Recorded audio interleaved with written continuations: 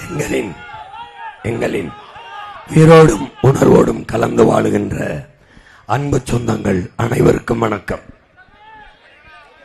நாம்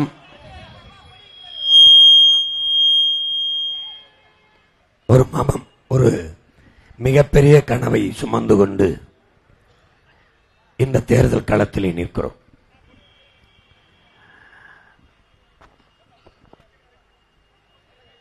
மாற்றம் என்பது மகத்தான ஒன்றுதான். ஆனால் அந்த மாறுதல் வருவதற்கு கொஞ்சம் காலமாகிறது. அந்த காலம் வரை பொறுத்திருக்க முடியாத மக்கள் இருக்கிற வாழ்க்கையை சகித்து கொண்டு வாழ பழகிக் கொள்கிறார்கள்.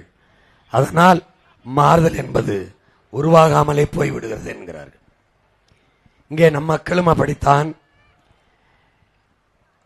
அநீதி என்று தெரிந்தும் சகித்து கொண்டு வாழ பழகிக் கொள்கிறார்கள். சகிக்க முடியாத ஊழல், லஞ்சம், மின்கட்டண உயர்வு, சொத்து வரி, பத்திரப்பதிவு வரி, அத்தியாவசிய பொருள்களின் விலையேற்றம் எல்லாவற்றையும் சகித்து சகித்து பழகிக் கொள்கிறார்கள். கொலை, கொள்ளை, திருமண இடமெல்லாம் கற்பழிப்பு, வன்புணர்வு, கொலைகள். எந்த இடத்திலும் என் மக்களுக்கு ஒரு அறச்சீற்றம், ஒரு கோபம் அவ்வப்போது வருகிறது. பிறகு அது ஆறிப்போகிறது.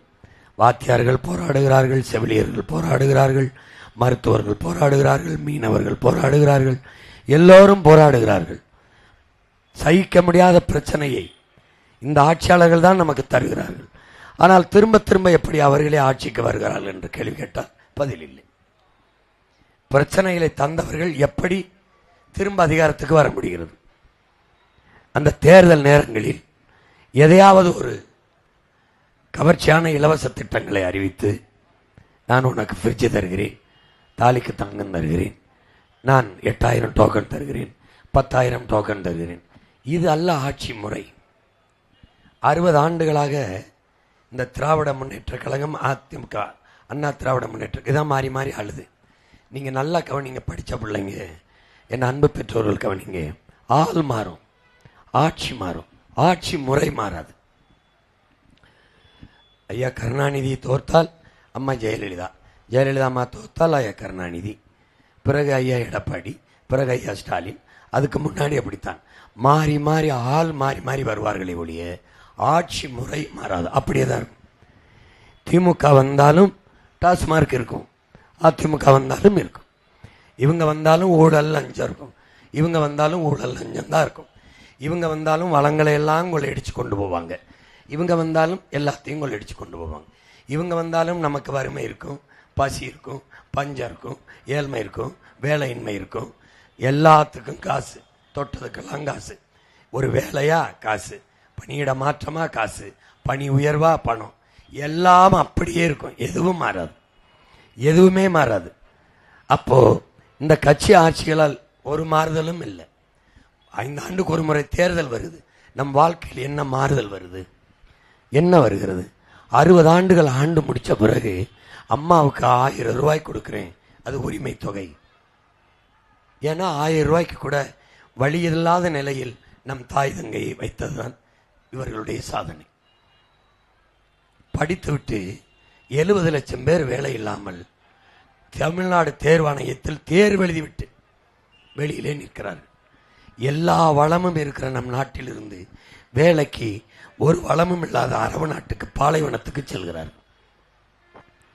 சின்ன சின்ன நாடுகள் நீங்கள் அலைபேசியில் வைத்திருக்கிறீர்கள், தட்டி பாருங்கள். கியூபா, சிங்கப்பூர், இந்த நாடுகளை எல்லாம் பாருங்கள். கரும்பு மட்டும்தான் இருக்கு கியூபாவில், கடல் மட்டும்தான் இருக்கு சிங்கப்பூரில். சின்ன சின்ன வளங்களை வைத்துக்கொண்டு எப்படி அந்த நாடுகள் வளமாக செழிப்பாக, வறுமை இல்லாது, வேலை இல்லைங்கிற சொல்லுக்கு வேலை இல்லாது எப்படி வாழ்கிறார்கள்? எப்படி அந்த நாட்டை? ஏனென்றால் நோக்கமுள்ள, கனவுள்ள தலைவர்கள் அந்த நாட்டை ஆண்டார்கள். அங்கு ஒரு ஃபிடல் காஸ்ட்ரோ கிடைத்தான், இங்கு ஒரு லீ குவான் யூ சிங்கப்பூருக்கு கிடைத்தான். நமக்கு அப்படி இல்லை. இங்கே வருகிற தலைவர்கள் எப்படியாவது நம்மளை ஏமாற்றி வாக்கை பறித்து பதவிக்கு வர வேண்டும் என்று நினைக்கிறார்கள். இந்த நிலையிலிருந்து, வறுமை ஏழ்மையிலிருந்து, பசி பஞ்சம் இல்லாது, வேலை இல்லைங்கிற நிலைமை இல்லாது, இதை மாற்ற வேண்டும் என்ற தலைவன் இங்கே உருவாகல. எப்படியாவது ஏமாற்ற வேண்டும் என்கிறவன் தான் தொடர்ந்து வருகிறான். இப்ப இந்த களத்திலே போட்டியிடுகிற எல்லாரையும் பாருங்கள். ஏற்கனவே பதவியில் இருந்தவர்கள், அதற்கு முன்பு இருந்தவர்கள், அதற்கு முன்பு இருந்தவர்கள் மறுபடியும் இருக்க போராடுகிறார்கள். ஆனால் அவர்கள் இந்த மக்களுக்கு செய்த ஒரு உதவியை சொல்லுங்கள் பார்ப்போம். கிடையாது. 5 முறை முதலமைச்சர், 5 முறை எம்எல்ஏ இருந்தவர், 3-4 முறை மந்திரியா இருந்தவர்கள். இவர்கள் தான் திரும்ப திரும்ப அந்த பதவியை தக்க வைத்துக் கொள்ள போராடுவார்கள். ஒன்று அப்பா மந்திரியா இருப்பார், மகன் எம்பியா இருப்பார், இல்ல அப்பா எம்பியா இருப்பார், மகன் மந்திரியா இருப்பார். மாறி மாறி இந்த கட்சிகள் ஒரு குடும்ப சொத்தாக மாறி இந்த நாடு 10-15 முதலாளிகளின் சொந்த வீடாக மாறி இருக்கிறது. அப்ப அரசியல் என்பது நாட்டில் மக்களாட்சி என்பது ஜனநாயகம் என்பதெல்லாம் வெறும் வெற்று சொற்களாக மாறிவிடுகிறது. படித்த இளைஞர்கள், படித்த சான்றோர்கள், அறிஞர்கள் நிறைந்த தமிழ் சமூகத்தில் எப்படி இந்த பிழை தொடர்ந்து நடக்கிறது? எப்படி நடக்கிறது தொடர்ந்து? நீங்களே பாருங்கள். கள்ளச்சாராயம் காய்ச்சுவது குற்றம், குடிப்பதும் குற்றம். கள்ளச்சாராயம் குடிச்சு செத்தவனுக்கு 10 லட்சம் ரூபாய் அரசு சட்டப்படி கொடுத்து ஊக்கப்படுத்துகிறது என்றால் இந்த நாட்டை எப்படி வழிநடத்தி கொண்டு போகிறார்கள்?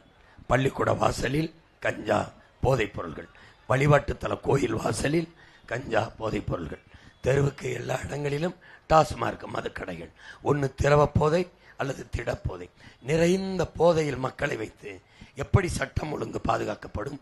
எப்படி பெண்களுக்கு பாதுகாப்பு இருக்கும்? எல்லாமே வெறும் வெற்று வார்த்தைகளாக இருக்கும். சட்டம் இருக்கும், ஒழுங்கப்படி இருக்கும். ஒரு மோசமான நாட்டை இவர்கள் கட்டமைக்கிறார்கள் என்பதை என் உடன் பிறந்தார்கள் புரிந்து கொள்ள வேண்டும். இதை தகர்க்கணும், இந்த அடிப்படையை தகர்க்கணும். அதை தான் பகத்சிங் சொல்றான். புரட்சி என்பது என்ன என்ற கேள்விக்கு வெளிப்படையாகவே அநீதிகளால் கட்டமைக்கப்பட்ட சமூகத்தை தகர்த்து முற்றுமுழுதாக புதிய ஒரு சமூகம் படைப்பதுதான் புரட்சிங்கிறான். இப்ப வெளிப்படையாக என்ன அநீதி? ஊழல் லஞ்சம் தெரிகிறது. ஆட்சியில் இருப்பவனே ஊழல் லஞ்சத்தில் தான் கொளுத்து திரிகிறான். தெரிகிறது, தடுக்க முடியாது. நாம் அவனுக்கே வாக்கை செலுத்தி மறுபடியும் அதிகாரத்தை கொடுக்கிறோம். அவனுக்கே. நீங்க இப்படி பாருங்க, ஒரு நிலம், ஒரே நெல். கடைக்கு அந்த அரிசி வியாபாரத்துக்கு வரும்போது தரமா இருக்கு, அது ரேஷன் கடைக்கு வரும்போது ஏன் கேவலமா இருக்கு? இடையில என்ன நடக்குது? மக்களுக்கு சேவைக்கு வரும்போது அந்த அரிசி தரம் குறைஞ்சிருது, அதே அரிசி கடைக்கு விற்பனைக்கு போகும்போது தரமா இருக்கு. இது அநீதியா இல்லையா? இது அநீதியா இல்லையா? 60 ஆண்டுகளா ஆண்டு இருக்கு. ஒவ்வொரு ஆண்டும் மழை பொழியுது, ஒவ்வொரு ஆண்டும் வெள்ளத்தில் மிதக்கிறோம். ஆனால் ஒரே ஆண்டுல 4000, 2000 கோடி, 3000 கோடி அவ்வளவுதான் செலவாகும். மழை நீர், கழிவு நீர் தேங்காமல் வெளியதற்கு காவாய் வெட்டி எடுத்துட்டு போக முடியுமா? முடியும். ஆனால் ஒவ்வொரு ஆண்டும் மக்களை வெள்ளத்தில் மிதக்க விட்டு வெள்ள நிவாரணம் 1000 கோடி வெள்ள நிவாரணம், 2000 கோடி வெள்ள நிவாரணம். இது எந்த மாதிரி ஆட்சி முறை? எந்த மாதிரி? 60 ஆண்டுகளாக வெள்ளத்தில் மிதக்க விட்டு வெள்ள நிவாரணம் கொடுப்பான்? வெள்ளத்தில் மிதக்க விட்டு மக்களை வெள்ள நிவாரணம் கொடுப்பதல்ல ஆட்சி. ஒரு துளி நீர் சாலைகள், வீடுகளில் தேங்காமல் வெளியே எடுத்து கொண்டு போற ஆட்சி முறை. கால்வாய் வடிகால் வெட்டி கொண்டு போவதுதான் ஆட்சி முறை. அதான் திரும்ப ஆள் மாறும், ஆட்சி மாறும், ஆட்சி முறை மாறாது. அப்படியேதான் இருக்கும். இவன் வந்தாலும் கரண்ட் கட் இருக்கும், அவன் வந்தாலும் கரண்ட் கட் இருக்கும். அப்போ எந்த இடத்தில் மாறுதல் வருகிறது? எந்த இடத்தில்? நீங்க ஒரு அரசு தன்னகத்தை வைத்து தன் மக்களுக்கு கொடுத்திருக்க வேண்டியது எது? கல்வி, மருத்துவம், குடிநீர். இது 3ஐயும் விற்பனைக்கு கொடுத்துருச்சு. தன்னகத்தை வச்சிருக்க கூடாது எது? சாராயம். அந்த டாஸ்மார்க்க அரசே நடத்துது. இதுதான் நீதி. இங்க பாருங்க, ஒரு குடும்பத்தில் நம்ம அப்பா 5 பிள்ளைங்க நம்ம இருக்கோம், 5 பேரும் வீட்டை குடும்பத்தை நடத்த காசு இல்லை, இந்தாங்க குடிச்சு எனக்கு காசு தாங்கன்னு சொன்னா அந்த குடும்ப தலைவனை யாராவது தலைவன் மதிப்பமா? இந்த நாட்டை ஆளுகிற தலைவர்கள் தன் நாட்டு மக்களை குடிக்க வச்சு காசை கொடுங்க அப்படின்னு அந்த காசை வச்சு நாட்டை நிர்வாகம் செய்தனா இது நாடா சொடுகாடா என்று பாருங்கள். அறிவு சமூகம் சிந்திச்சு பார்க்கணும். சாரா என்பது நஞ்சு, விஷத்தை தன் நாட்டு மக்களுக்கு கொடுக்கறத எந்த ஆட்சியாவது செய்யுமா? படிக்க அரசு பள்ளிக்கு வர்ற பிள்ளைகளின் எண்ணிக்கை குறைந்து விட்டது. அதை கூட்டுவதற்கு என்ன வழி? அப்போ அரசு பள்ளி கல்லூரிகளின் தரம் குறைந்து விட்டது, தரத்தை கூட்டுவதற்கு என்ன வழி என்று சிந்திக்காமல் டாஸ்மாக் கடைக்கு குடிக்க வருவரின் எண்ணிக்கை குறைந்து விட்டது, வருவாய் குறைகிறதே, இதற்கு இந்த வருவாயை கூட்டுவதற்கு என்ன வழி என்று ஒரு அரசு சிந்திக்குது என்றால் இந்த அரசு எதை நோக்கி நகர்ந்து போகிறது, எப்படிப்பட்ட நாட்டை கட்டமைக்கிறது? இதுதான் வெளிப்படையாகவே அநீதி. வெளிப்படையாகவே நீதி. தாலிக்கு தங்கம் கொடுக்கிறோம், விளம்பரம். குடிக்க வைத்து 25 லட்சம் பெண்களின் தாலியை அறுத்திருக்கிறோம், அதையும் சொல்லணும். அதுவும் இது சாதனை என்றால் அதுவும் சாதனை தானே. எப்படி வெளிப்படையாகவே ஒவ்வொன்றும் அநீதியாக இருக்கிறது என்பதை என் அன்பு சொந்தங்கள் புரிந்து கொள்ளணும். கல்வி மானுட உரிமை, கொடுக்க வேண்டியது அரசின் கடமை, அரசின் கடன். அதை அரசு கொடுக்காம மாணவனை கடன் வாங்கி படிக்க வைத்து விட்டு மாணவனின் கல்வி கடனை தள்ளுபடி செய்கிறோம் என்று சொல்வது எவ்வளவு அநீதி, எவ்வளவு கொடுமை. அப்போ தள்ளுபடி செய்கிற கடனில் எவ்வளவு தள்ளுபடி செய்ய? பல ஆயிரம் கோடி. அந்த பல ஆயிரம் கோடியை கல்வித்தரத்திலே கல்வியின் தரத்தை உயர்த்துவதற்கு முதலீடு செய்து தரத்தை உயர்த்தி தரமான கல்வியை கொடுத்திருந்தால் அவன் ஏன் கடனை வாங்கி தனியார் பள்ளி கல்லூரியில் படிக்க வேண்டிய தேவை உருவாகிறது? இதை தான் நீங்க சிந்திக்கணும். தெரியுது, 2 வயசு குழந்தையை கற்பழிச்சு கொண்டு போறான், 60 வயசு அம்மாவை கற்பழிச்சு போறான், 17 வயசு பிள்ளையை கற்பழிச்சு போறான், பல்கலைக்கழக வளாகத்திலே பெண்களுக்கு பாதுகாப்பு இல்லை. தெரியுது, வெளிப்படையாகவே அநீதி, ஒன்றும் செய்ய முடியல. அப்போ இப்படி வெளிப்படையாகவே அநீதிகளால் கட்டமைக்கப்பட்ட சமூகத்தை தகர்க்கணும். இப்போ வாக்குக்கு காசு நீங்க பாருங்க, நான் நல்ல ஆட்சியை கொடுத்துட்டேன், நான் எதுக்கு கூட்டணி வைக்கணும்? என் ஆட்சி தான் மக்கள் மனதில் நல்ல ஆட்சின்னு மறைஞ்சிருச்சே. இந்த திமுக அரசு தான் சொல்லுது ஸ்டாலின் ஆட்சி தொடரட்டும்னு. மக்கள் யாரும் சொல்லல, ஆட்சியாளர்களே பல 100 கோடி காசை கொட்டி விளம்பரம் செய்கிறார்கள். ஸ்டாலின் ஆட்சி தொடரட்டும், தமிழ்நாடு வெல்லட்டும்னு. அதை யார் சொல்லணும்? ஒவ்வொரு மக்களும் தன் மனதில் இருந்து சொல்லணும். அப்படி சொல்லல. ஏன்? ஆட்சி அவ்வளவு கேவலமா இருக்கு. அப்ப நல்ல ஆட்சி கொடுத்திருந்தால் மக்கள் தங்கள் மனதில் இருந்து சொல்லியிருப்பான். இதுக்கு பேர் தான் செய்தி அரசியல், விளம்பர அரசியல். சேவை அரசியல், செயல் அரசியல் இருந்திருந்தால் மக்கள் விளம்பரம் செய்ய வேண்டிய தேவையில்லை. அவனே சொல்லுவான் இந்த ஆட்சி தொடரட்டும்னு. உனக்கு கூட்டணி தேவையில்லை, நோட்டணியும் தேவையில்லை. நீ நல்ல ஆட்சி கொடுத்திருந்தா ஓட்டுக்கு காசு தேவையில்லையே. நல்ல ஆட்சி கொடுத்திருந்தா 8000 டோக்கன் தேவையில்லையே. நல்ல ஆட்சி கொடுத்திருந்தா 10,000 டோக்கன் தேவையில்லையே. நல்ல ஆட்சி கொடுத்திருந்தா இலவச அறிவிப்புகள் தேவையில்லையே. எங்களுக்கு எந்த பதவியும் நீ தரல, நாங்க ஆட்சி அதிகாரத்தை நடத்தி காட்டல. ஆனாலும் தனிச்சு துணிந்து மக்களை சந்திக்கிறோம். ஏன்? நேர்மை, உண்மை. ஏற்கனவே இருக்கிற இந்த தீய கட்சிகள், ஆட்சிகள், அரசியல் முறையோடு நாம் இணைந்து விடக்கூடாது. அவர்கள் மேல் இருக்கிற அந்த அருவருப்பு நம்ம படர்ந்து விடக்கூடாது, பற்றி கொள்ளக்கூடாதுன்னு தான் திரும்ப தனிச்சு நிற்கிறோம். நமக்கு எவ்வளவு வாக்கு இருக்கு? 36 லட்சம். எத்தனை விழுக்காடு? 8.5 விழுக்காடு, அரை விழுக்காடு, 1 விழுக்காடு, 0.5 விழுக்காடு இருக்கிறவனுக்கெல்லாம் சீட்டு நோட்டும் 10 சீட்டு, 15 சீட்டு, 500 கோடி, 600 கோடி, 1000 கோடி என்று பேரம் பேசி கூட்டணி வைக்கும் போது நம்ம இடத்துல பேசியிருப்பார்களா, பேச மாட்டார்களா? எத்தனை 1000 கோடி பேரம் பேசியிருப்பார்கள், எவ்வளவு பதவியை முன்னிறுத்தி இருப்பார்கள், எத்தனை சீட்டு. நீங்க 40 பேர் தலைவாயிரலாம், துணை முதல்வராயிரலாம், இத்தனை 1000 கோடி கொடுக்கிறோம். நமக்கு முன்னாடி என்ன வருகிறது? பதவியா, மக்களுக்கான உதவியா, பணமா, இனமா? பணமா இனமா என்றால் இனம் என்பதால் தான் மறுபடியும் தனித்து வந்து களத்திலே நிற்கிறோம். பதவியா என்றால் இல்லை. கூட்டணி வைத்து பதவிக்கு போனவன், சட்டமன்ற உறுப்பினர், நாடாளுமன்ற உறுப்பினராகி போனவன் என்ன செய்தார்கள் மக்களுக்கு? இந்த கேள்விக்கு யாரிடத்திலும் பதில் இல்லை. திமுகவோட கூட்டணிக்கு போய் ஆட்சியில் இந்த சட்டமன்றத்திற்கு போனவர்கள், திமுகவில் கூட்டணியில் இருந்து MP MLA பதவிக்கு போனவர்கள், இந்த திமுக ஆட்சியில் நடந்த தீமையை எதிர்த்து ஒரு போராட்டமாவது போராடியது உண்டா? ஒரு எதிர்த்து ஒரு அறிக்கை உண்டா? இல்லை. சரணடைந்து விடுவார்கள், சமரசம் செய்து கொண்டு விடுவார்கள் அற்ப பதவிக்காக. அதற்காகவா கட்சி தொடங்குகிறோம்? அதற்காகவா போராடுகிறோம்? அதுவா லட்சியம்? அதுவா? திரும்ப இவர்களே பதவியில் வச்சு இவர்களே இந்த அநீதியான ஆட்சியை தொடர செய்வதற்கா கட்சி? அதுக்கா கட்சி? கொடுமை. இதை மாற்றணும். இதை மாற்றணும். எப்படிப்பட்ட மாற்றத்தை நாம் கனவில் வைத்திருக்கிறோம், எப்படிப்பட்ட மாற்றத்தை நிகழ்த்த காத்திருக்கிறோம், எப்படிப்பட்ட மாற்றத்தை இந்த களத்தில் நிகழ்த்துவதற்காக களத்தில் நின்று போராடுகிறோம். என் அன்பு சொந்தங்களே, ஒரு நாட்டில் சரியாக சமமாக தரமாக இருந்திருக்க வேண்டியது கல்விதான். கல்வியில் சிறந்த சமூகம்தான் அறிவு சமூகமாக, ஒழுக்கம் நிறைந்த சமூகமாக, மேம்பட்ட சமூகமாக வளரும், மாறும். அப்ப கல்வியில் இருந்தான் தொடங்கணும். அப்ப என்ன செய்யணும்? அதிக காசு இருக்கிறவன் தான் தனியார் பள்ளி கல்லூரியில் போய் படிக்க முடியும் என்ற நிலை இருக்கு. அதை மாத்திரம். எப்படி மாத்திரம்? உலக தரத்திற்கு அரசு பள்ளி கல்லூரிகளின் தரத்தை உயர்த்தி நம் நாட்டு பிள்ளைகளுக்கு ₹1 கட்டணம் இல்லாமல் கல்வியை சரியாக சமமாக தரமாக கொடுக்கிறோம். அப்போ கல்வியை அரசு பள்ளிக்கு தனியார் பள்ளிக்கு போக வேண்டிய அவசியம் இல்லாமல் மாத்திரம், தலைகளா மாத்திரம்.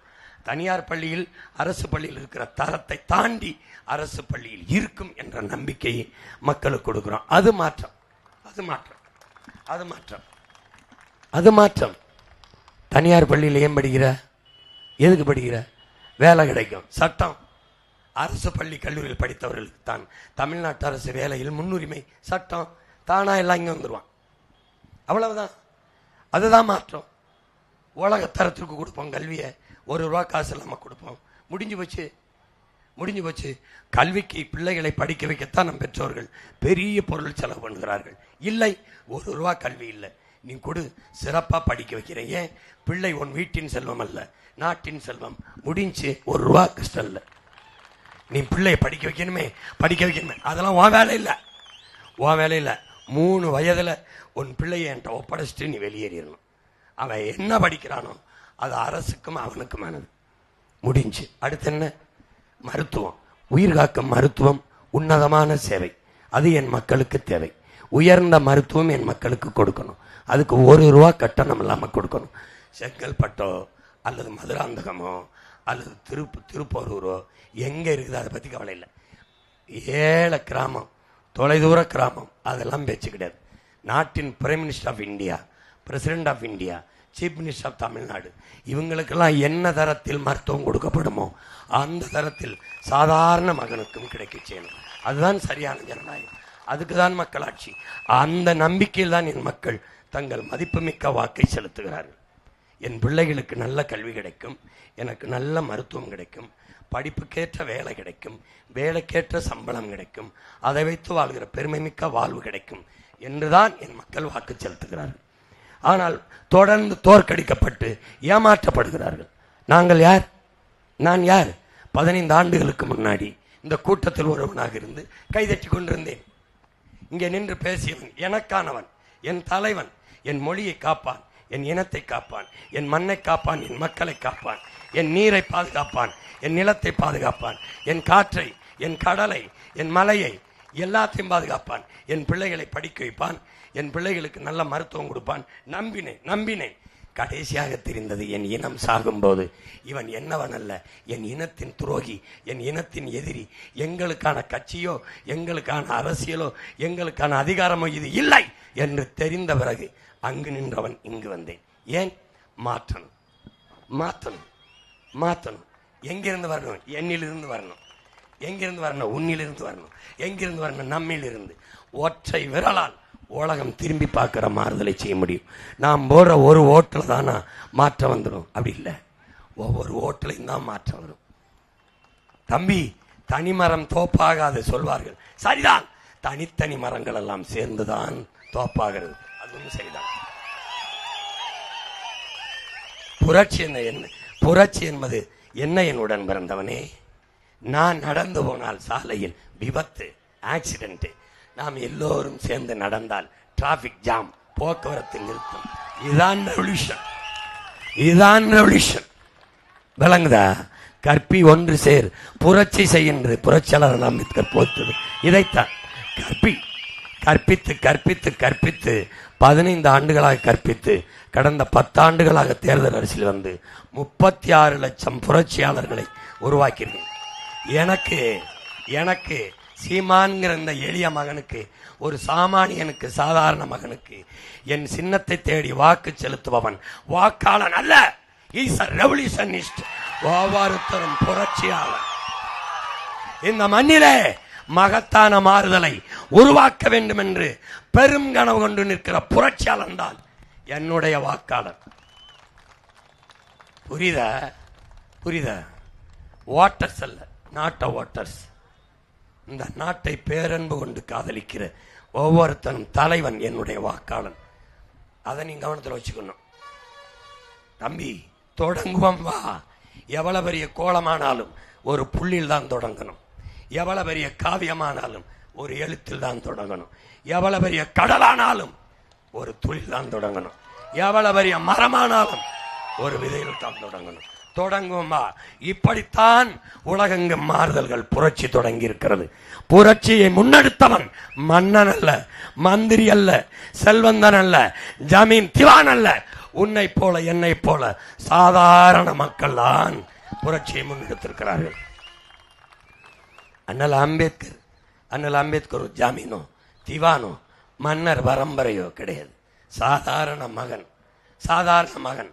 அவனுக்கு இருந்த ஆயுதம் அறிவு, கல்வி. உலகத்திலேயே ஆக சிறந்த கல்வியாளனாக தன்னை உயர்த்தி காட்டினார்.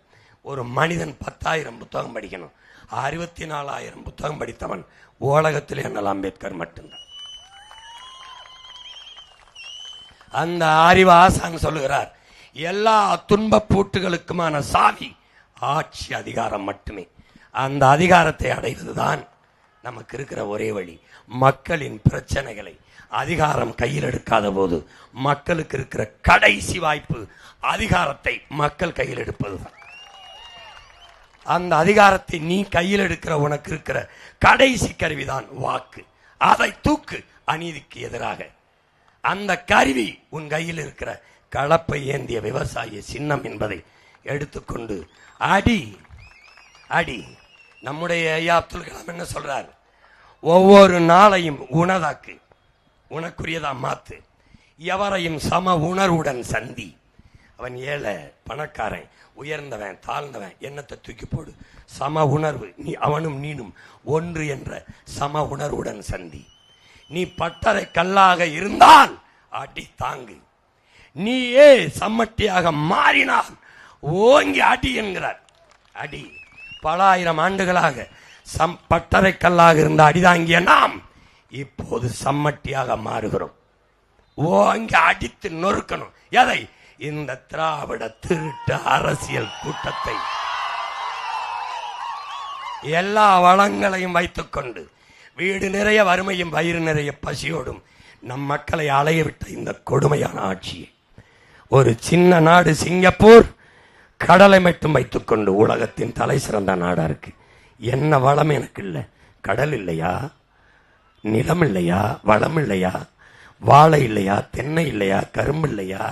பனை இல்லையா? ஆடு இல்லையா? மாடு இல்லையா? கோழி இல்லையா? மலை இல்லையா? மரம் இல்லையா? மனிதனுக்கு அறிவு இல்லையா? உடைக்கு ஆற்றல் இல்லையா? எல்லாம் இருந்து ஏன் எனக்கு பசி? ஏன் எனக்கு வறுமை? ஏன் எனக்கு ஏழ்மை?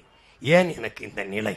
ஏனென்றால் ஊழல் லஞ்சம் உன் நிர்வாகத்தில் இருப்பதுதான் இது எல்லாவற்றுக்கும் காரணம். உன் பிரச்சனையை மனதில் இருந்து பேச தெரியாதவனுக்கு நீ அதிகாரத்தை கொடுத்த பிழை. உனக்கு என்ன பிரச்சனை என்று எழுதி படிக்கிறவன்ட்டே நீ ஓட்ட போட்டு நாட்டை கொடுத்தியே, அதனால வந்த பிரச்சனை. மக்களின் பிரச்சனை மனதில் இருந்து பேசுகிறவன் தாண்டா தலைவனா இருக்க முடியும். தலைவன் பசித்து கிடக்கணும்டா. தாளில் பசின்னு எழுதி படிக்கிறவன்லடா, பசித்து கிடந்திருக்கணும்டா. மக்களில் இருந்திருக்கணும்டா. கூட்டத்தோட உன்னோட ஒருவனா நின்று உன் உயர்வையை முகர்ந்திருக்கணும்டா. நீ நடந்து போகும்போது காலடிபட்டு கிளம்புகிற புழுதி தூசியை முகர்ந்திருக்கணும்டா. அவன் தான்டா தலைவனா இருக்கணும். அவன்தான் தலைவனா இருக்கணும். கவலை, துயரம், துன்பம், பசி, தூக்கம் தொலைத்து இருக்கணும். ஏச்சு, பேச்சு, அவமானம், அவதூறு தாங்கி இருக்கணும். ஒண்ணுமில்ல. முதல்ல நீ சரியானதை தானே செய்வ. எளிதானதை செய்யாத, சரியானதை செய். எல்லாம் சொல்லுவான் ஜெயிக்கிற பக்கம் ஓட்டப்படணும். அது இல்லடா வீரம். நிக்கிற பக்கத்தை ஜெயிக்க வைக்கணும், அதுதான் வீரம்.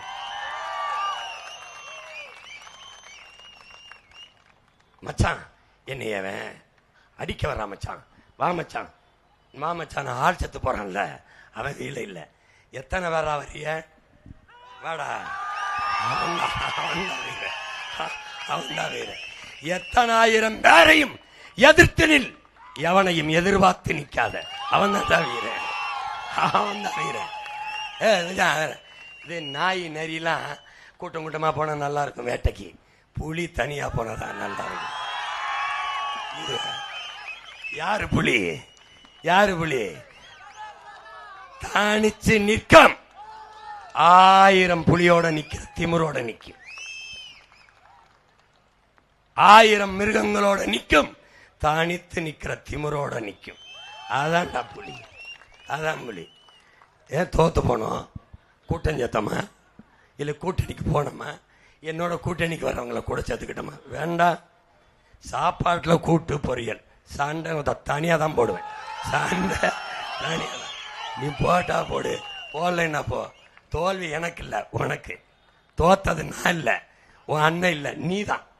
எனக்கு ஒரு நட்டமும் இல்லை. இலக்க உயிரை தவிர ஒன்றுமில்லை. ஆடைய உயர்ந்த நோக்கம் பெரும் கனவு. நீ 60 ஆண்டு இவன் ஆட்சியில் வாழ்ந்திருக்க, 5 ஆண்டு வான் ஆட்சியில் வாழ்ந்து பாரு. தலைகளா மாத்திரேன். புரட்சி என்பது ஒரு தலையில் மாற்றம்ங்கிறான். மாற்றம் பாரு. இதுவரை உனக்கு கற்பனை கனவுல கூட அப்படி ஒரு நாடு வராது. அப்படி ஒரு நாடை படைப்பேன். பசிங்கிற சொல்லுல அதை ஒழிப்பேன். வேலை இல்லைங்கிற சொல்லுக்கு இங்க வேலை இல்லை. வறுமை, ஏழ்மை, வீடு இல்லை, வாசல் இல்லை, ஒழுகுது, கஞ்சி இல்லை. ஏன்? நான் இந்த மண்ணை பேரன்பு கொண்டு இந்த மக்களை மண்ணை காதலிக்கிறேன். இவங்கள மாதிரி ஏமாத்த வந்தவன் இல்லை. எனக்கு என்ன எவ்வளவு நேரம் ஆகும்? ஏன்டா இவங்கெல்லாம் சொல்ற மாதிரி எனக்கு ஏமாத்த தெரியாது. 50,000 டோக்கன் கொடுக்குறேன்டா. அம்மா நம்ம 50,000 டோக்கன், 50,000 டோக்கன். வீட்டுக்கு வீடு ஒரு ஹெலிகாப்டர். வீட்டுக்கு வீடு ஒவ்வொரு பெண்ணுக்கும் ஒவ்வொரு கிலோ தங்கம். காரை விட ஹெலிகாப்டர் அதிகம்ல. கார் கொடுத்து ஹெலிகாப்டர். அப்புறம் ஜெயிச்சு வந்தா ஒவ்வொருத்தருக்கு கப்பல். எப்படி எப்படி ஏமாத்துவேன்? ஜெயிச்சு வந்துடுவேன். வந்தோடனே கப்பல் நான் ஒரு காகிதத்தில் ஒரு 1000 கப்பலை செஞ்சு வந்து இது என்னன்னு கேட்பேன். கப்பல் இந்த வீட்டுக்க நான் முதல்ல சொன்னேன், வீட்டுக்கு ஒரு கார் தரேன். கார் தருவேன், கார் தருவேன். நீ எனக்கு ஓட்டு போட்டு ஜெயிக்க சொன்னேன். எங்கன்னு காருன்னு ஒரு 1000 படத்தை எடுத்துட்டு வருவேன், திறந்து காட்டுவேன். இவர் தான் உலகத்தில் பெரிய காரு, அண்ணல் அம்பேத்கர் மாட்டிக்க. அது என்னன்னு இப்படி ஏமாத்திட்டேன். பைத்தியக்காரா, அவர் சொல்றதை கேட்டா. அறிவை தேடி ஓடுங்கள், நாளைய வரலாறு உங்கள் நிழலை தேடி ஓடி வரும். போட, அறிவை போய் தேடுறா. உன்னை நல்லா படிக்க வைக்கிறேன்டா, அறிவை தரண்டா, அதுக்கு இருக்க வேலை தரண்டா, வேலை கேட்ட சம்பளம் தரண்டா. அதை கொண்டு பெருமையோடு வாழுடா, மரியாதையா வாழுடா. பிச்சை எடுக்காதரா, பிச்சை எடுக்காரா. கேவலம்டா, கேவலம்டா. டேய், நமக்கு இலவசம் கொடுக்குறவங்கள யாரா? யார் இவங்கெல்லாம்? யாரா? எப்படி எங்கிருந்துடா வாரிய? ஒருத்தர் 1000 மகளிருக்கு 1000 உரிமை தொகை. இவர் ஐயா எடப்பாடி. நான் வந்தேன்னா 2000. அப்படியா? நான் வந்தாலும் 2000. கீழே இருந்து ஒருத்தர் 2500 சும்மா அடிச்சு விடுறாப்ல. ஆமா, வாய்க்கு வந்ததை அடிச்சு விடுறாப்ல. நான் வந்தால் 20 லட்சம் கல்வி கடன், நான் வந்தால் தாலிக்கு 1 பவன் தங்கம். நான் என்ன கேட்கிறேன்? 1 பவன் தாலி வாங்க முடியாத நிலைமையில என் தங்கச்சி ஏன் நான் வைக்கணும்? ஒரு ஆட்சியாளன் என் தங்கச்சிய 1 பவன் தாலிக்கு கையேந்திர நிலைமையில் நான் வச்சேன்னா நான் என்னடா அண்ணன்? நான் என்னடா மண்ணு? நான் என்ன ஆட்சியாளன்? நான் என்ன தலைவன்? வாழ்க்கைய ஒரு நாட்டின் தலைவன் தன் நாட்டு மக்களுக்கு தன் காலில் தன்னை சார்ந்து வாழ்கிற தற்சார்பு வாழ்க்கையை ஏற்படுத்தி கொடுக்கணும்டா. 1 பவன் தாலி என் தங்கையே வாங்கிக்கிற வசதியை கொடுக்கணும். என்ன கொடுக்கணும்? ஒரு கல்வி, அவளுக்கு வேலை, அதுக்கேற்ப வருவாயை கொடுத்துட்டா முடிஞ்சு போச்சு, அவளை வாங்கிக்கிற போறா. அதல்ல வாழ்க்கை. தற்சார்பு. ஏன் அண்ணன் தனிச்சு போட்டிடுறேன்? தற்சார்பு. ஏன்? என் பயணம் என் கால்களை நம்பிதான். உன் கால்களை நம்பி என் பயணத்தை வச்சா இரு. நான் அம்பத்தூர் போகணும்னா நீ அருப்புக்கோட்டை போய் விட்டுருவேன். டேய், நான் திருப்பத்தூர் போகணும்னா நீ திருப்பதியில் விட்டுருவேன். அப்போ என் பயணம் என் கால்களை நம்பிதான் இருக்கணும். இதுதான் தற்சார்பு. புரியுதா அண்ணன் சொல்றது? இதுதான் இருக்கணும். நமக்கு எதையும் எதிர்பார்க்க கூடாது. நம்ம கிட்ட என்ன இருக்கோ அதை வச்சு பெருமையா வாழ பழகணும். புரியுதா? நம்ம முன்னோர்கள் இங்க பாரு, பீரங்கி தானே வெள்ளைக்கார வச்சிருந்தான், அவன் துப்பாக்கி வச்சிருந்தான்ல, தூர இருந்து சுடுவான்ல. நம்மகிட்ட வாழும் வேலும் தானே இருக்கு. அதனால போய் மண்டிட்டு சரணடைஞ்சானா? இல்ல, சரணடைஞ்சு வாழ்றதுக்கு சண்டையிட்டு செத்துரும்டான்னு போட்டான் பாரு. அதான்டா செல்ஃப் ரெஸ்பெக்ட். அதுதான் செல்ஃப் ரெஸ்பெக்ட், அதுதான் தன்மானம், அதுதான் சுயமரியாதை. அதை தான் அண்ணன் உனக்கு சொல்றேன். பெருமையா வாழ்வோம். கூடுதான் இருக்க, தெம்பா குடிச்சிட்டு இப்படி மீசி முடிக்கிட்டு அப்புறம் என்ன எப்படி இருக்கீங்க சொல்லுவான். பிச்சை எடுத்து பிரியாணி சாப்பிட்றதுக்கு பார்த்தா வீட்டில் கூழ குடிச்சு நிம்மதியாக இருக்கலாம்.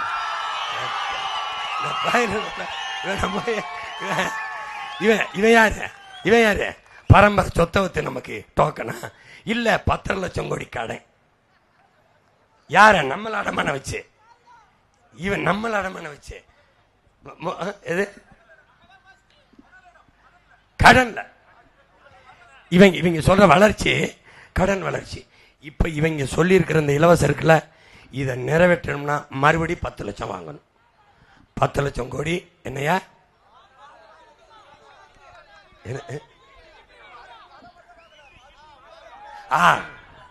அதெல்லாம் சொல்லக்கூடாது. சிறுநீரக முறைகேடு. என்னை நாம பேசும்போது இவன் டாஸ்மார்க்க மூட மாட்டார்கள், இவர்கள் 3 பேருமே மூடுறதா சொல்லல, நாம மூடுறதா சொல்றோம். அப்ப உங்களுக்கு ஓட்டு போயிடாதா? குடிக்கிற மது இந்த மாதிரி அவங்க ஓட்டெல்லாம் போயிடாத. குடிக்கிற மக்கள், குடிகாரர்கள் ஓட்டு எனக்கு வேண்டாம். நல்ல குடிமக்கள் ஓட்டு இருந்தா போதுங்க. அப்ப காரைக்குடியில அந்த நிறுவனம் கேட்கிறாப்புல, அப்படி சொல்லாதீங்க அண்ணா, மது பிரியர்கள்னு சொல்லுங்க, அவங்க மனசு காப்பது. நான் உங்க அண்ணன், எனக்கு கொலை செய்யறது ரொம்ப பிடிக்குது. ஒரு நாளைக்கு 100 பேரை வெட்டி வெட்டி கொண்டுகிட்டே வரேன். என்னை கொலைகாரன்னு சொல்லாம கொலை பிரியர் அப்படி சொல்றீங்களா?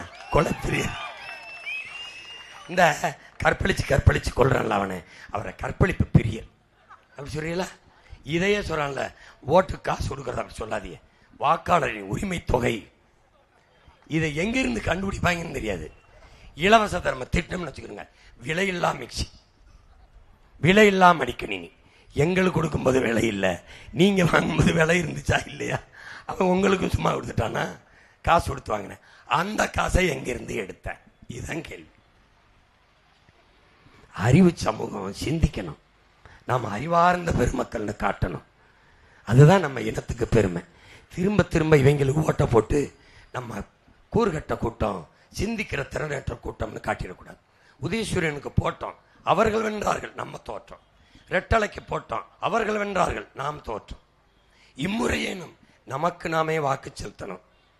எதுக்கு? சோறு சாப்பிடுறீல, சோறை இப்படி எடுத்து தட்டல இப்படி ஏன் சாப்பிடுறது இல்லை? அப்படி இப்படி போட வேண்டியதானே? ஏன் குனிஞ்சு சாப்பிடுற? தலையை குனிஞ்சு. உணவை கொடுத்த உழவனுக்கு, விவசாயிக்கு நன்றி சொல்லி சொல்லி சாப்பிடுற, அவனுக்கு ஒரு மரியாதை சொல்ற. அப்ப நீ ஓட்டு போட போகும்போது என் ஆத்தால போய் அண்ணன் தம்பிலாம் சாப்பிட்டு தான் போவிய. சாப்பிடும்போது தட்டில் இருக்கிற சாப்பாட்டை பாருங்க, அது இட்லியோ இடியப்பமா, அது ஏதோ. இதை தட்டில் தந்தவன் யாருன்னு பாருங்க, விவசாயி. அப்ப நன்றின்னு ஒரு எண்ணத்தை நெஞ்சில சுமங்க. அந்த எண்ணத்தோடு போங்க வாக்ககத்துக்கு. அவன் கலப்பையோடு சின்னத்துல இருப்பான் அந்த விவசாயி. அதுலயே பெட்டியில அம்மாவுக்கு முதல் இடத்துல இருப்பான். பாத்தியாடா, 3வது பெட்டியில இருந்த நம்ம சின்னம் முதல் பெட்டிக்கு வந்து. யாரு காரணம்? நீங்க தான், நம்ம மக்கள் தான். உதயசூரியன் ரெட்டலை கை தாமரைய நமக்கு கோ பேக், நமக்கு பின்னாடி தான், நமக்கு பின்னாடி போ. ஏன் பெட்டியில நம்பர் 1 இருக்கு? உலகத்துல விவசாயி தான் நம்பர் 1 இருக்கணும். அதனால 1. இப்ப நீ தேட வேண்டியது இல்லை. வெளிவிடும் இல்ல, அது போயிட்டு தான் இருக்கு.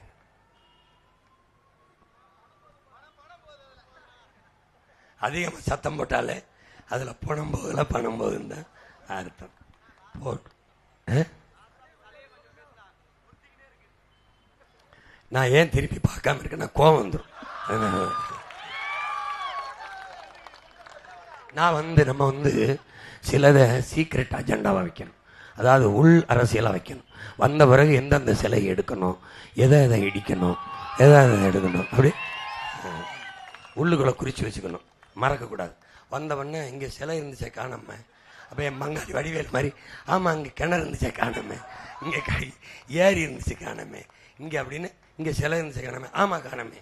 அப்போ இது என்ன ஒரு சிலை, இந்த சிலை தான் இருந்திருக்கணும் ரொம்ப நாளாக, ஆனால் தேவையில்லாமல் அந்த சிலை இருந்ததுன்னு இங்கே தூக்கி நம்ம தாத்தா ரெட்டமலை சீனிவாசன், நம்ம பாட்டை அயோத்தியாசன், நம்ம தாத்தா எம்சி ராஜா, நம்ம தாத்தா சிங்காரவேலர், நம்ம தாத்தா சீவானந்தம், நம்ம சியா வீரப்பன், நம்ம தாத்தா புரியா ராமசாமி படையாச்சு, இதே நம்ம தாத்தா கலிய பெருமாள், எங்கள் அண்ணன் தமிழரசன், எல்லாரும் படத்தையும் வச்சிடும். வச்சு சிலையை வச்சு விட்டோன்னே இங்கே பாரு, இவங்க சிலையெல்லாம் திறந்த மணிக்கு இருக்கும், நம்ம முன்னோர்கள் சிலை ஜெயிலில் இருக்கும். இது ஜெயிலில் இருக்காது, நம்ம முன்னோர்கள் சிலையை கொண்டுக்குள்ள அடைச்சி வச்சிருப்பான். ஒழிக்கிறோம். சிலையை பூமிக்குள்ள புதைக்கக்கூடாதுன்னு சட்டம் போடுவேன். ஏன்னு கேளு, நம்ம புதைச்சிட்டு செத்து போனோம்னா நமக்கு பின்னாடி வர தலைமுறை கீழடி மாதிரி தோண்டி பார்க்கும்போது ஏதோ ஒரு சிலை இருக்கே, இதை நம்ம முன்னோர்கள் வணங்கியிருப்பாங்களோ அப்படின்னு சாமின்னு கும்பிட்டு, இதை ராஜீவ்காந்தி சாமின்னு கும்பிட்டு போட்டுதான் இப்படிதா. அதனால என்ன பண்ணணும்னு சொல்லு, என்ன கீழே போட்டு புல்டோச்சுட்டு நசிக்கிற ரோட போட்டு போயிடும். அப்படி நிறைய சிலையை குறித்து வச்சிருக்கேன். எல்லாத்தையும் பேச விடாத, வாயை பிடுங்காத, அமைதியார் அமைதியார்.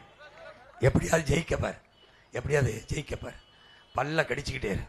வந்தவொடனே முதல்ல இடிக்கிறோம், சமாதியில் இடிக்கிறோம், அப்புறம் ஒவ்வொன்றா இடிக்கிறோம். அவன் நான் போய் இடிப்பேன்னு நினச்சிக்கிட்டு இருக்கான்.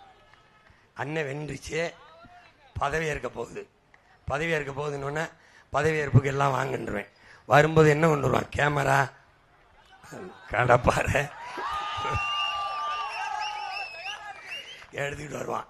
நான் இங்கே உறுதிமொழி எடுத்துக்கிட்டு இருக்கும்போது பாதி உடைச்சிருவான். உடைச்சிட்டு கையை உயர்த்திட்டு போயிட்டே இருப்பான்.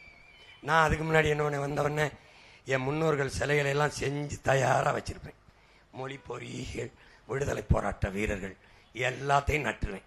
தொட்டா சுட்டுருவேன். கதை முடிஞ்சிடும். கவனமா இரு. ஒண்ணுதான் நாம செய்ய வேண்டியது, இந்த பேச்சை கேட்டு போகாம திரும்ப திரும்ப படிச்சவன், கூட படிச்சவன், நண்பன், சொந்தக்காரன், சித்தப்பன், பெரியப்ப எல்லாருக்கும் பேசி எப்படியாவது மாத்திரு. இந்த தேர்தல் வரலாறு நமக்கு தந்திருக்க அரிய வாய்ப்பு. மாத்திரணும், எப்படியாவது மாற்றணும்.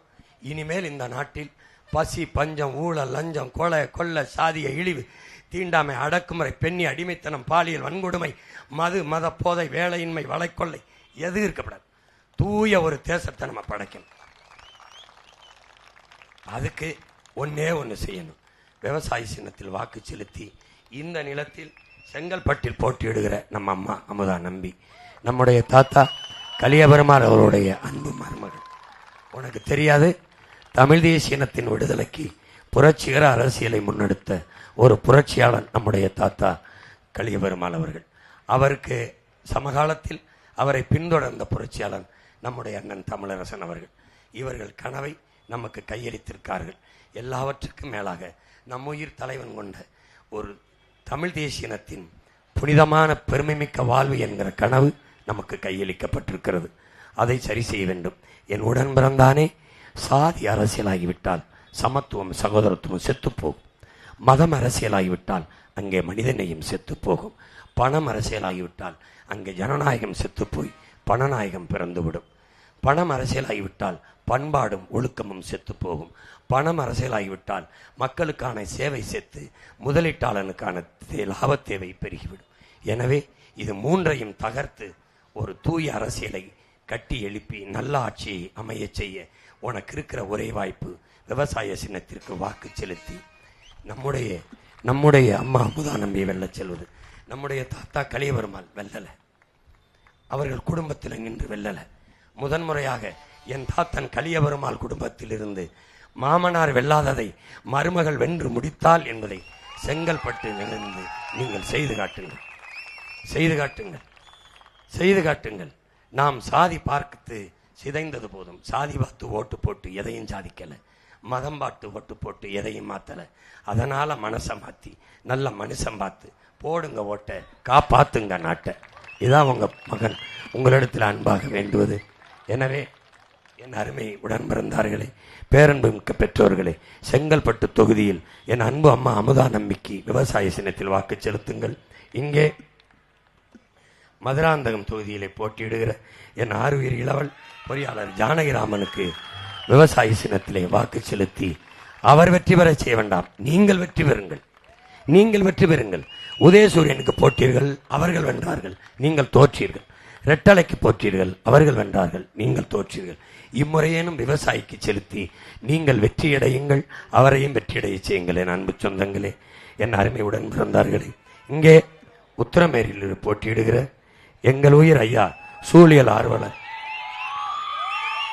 மரம் மாசிலாமணி, அவனவனுக்கு ஊர் பேர் பின்னாடி இருக்கும், இல்லைனால் எதாவது தேவையில்லாத பட்ட பேரை போட்டுவான். புரட்சி தளபதி, புரட்சி கரைச்சின்னு போட்டு தான் பண்ணிட்டு இருப்பான். ஆனால் எங்கள் ஐயாவுக்கு பேர் மரம் மாசிலாமணி. ஏன்?